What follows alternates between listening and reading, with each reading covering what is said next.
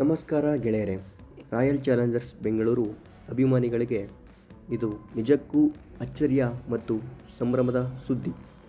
18 ವರ್ಷಗಳ ಇತಿಹಾಸವಿರುವ ನಮ್ಮ ನೆಚ್ಚಿನ RCB ತಂಡ ಈಗ ಸಂಪೂರ್ಣವಾಗಿ ಹೊಸ ಮಾಲೀಕರ ತೆಕ್ಕೆಗೆ ಜಾರಿದೆ. ಇದು IPL ಇತಿಹಾಸದಲ್ಲೇ ಅತಿದೊಡ್ಡ ಡೀಲ್ ಎನ್ನಲಾಗುತ್ತಿದೆ. ಹಾಗಾದರೆ RCBಯನ್ನು ಕೊಂಡವರು ಯಾರು? ಎಷ್ಟು ಮೊತ್ತಕ್ಕೆ ಈ ಡೀಲ್ ಕುದುರಿದೆ? ಇಲ್ಲಿದೆ ಕಂಪ್ಲೀಟ್ ಡೀಟೇಲ್ಸ್. 2025ರಲ್ಲಿ IPL ಮತ್ತು 2026ರಲ್ಲಿ WPL ಗೆದ್ದು ಬೀಗುತ್ತಿರುವ RCBಗೆ ಈ ಹೊಸ ಮಾಲೀಕತ್ವ ಹೊಸ ಆಯಾಮ ನೀಡಲಿದೆಯೇ? ಬಿರ್ಲಾ ಗ್ರೂಪ್ ಬಂದ ಮೇಲೆ ತಂಡದ ಅದೃಷ್ಟ ಇನ್ನೂ ಬದಲಾಗುತ್ತಾ? ನಿಮ್ಮ ಅನಿಸಿಕೆಯನ್ನು ಕಮೆಂಟ್ ಮಾಡಿ ತಿಳಿಸಿ.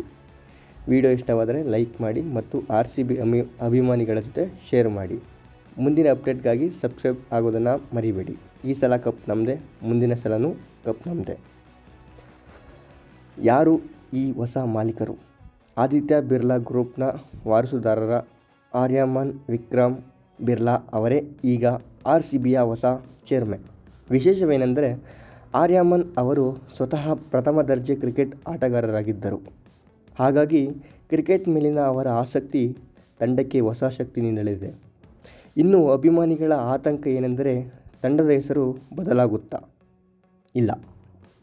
ವರದಿಗಳ ಪ್ರಕಾರ ತಂಡದ ಹೆಸರು ರಾಯಲ್ ಚಾಲೆಂಜರ್ಸ್ ಬೆಂಗಳೂರು ಎಂದೇ ಮುಂದುವರೆಯಲಿದೆ ಮತ್ತು ಕೆಂಪು ಕಪ್ಪು ಬಣ್ಣದ ಜೆರ್ಸಿಯಲ್ಲೇ ಯಾವುದೇ ಬದಲಾವಣೆ ಇರುವುದಿಲ್ಲ.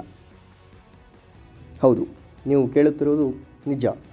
ಆದಿತ್ಯ ಬಿರ್ಲಾ ಗ್ರೂಪ್ ನೇತೃತ್ವದ ಒಕ್ಕೂಟವು ಬರೋಬ್ಬರಿ 16,660 ಕೋಟಿ ರೂಪಾಯಿಗಳಿಗೆ RCB ತಂಡವನ್ನು ಖರೀದಿ ಮಾಡಿದೆ.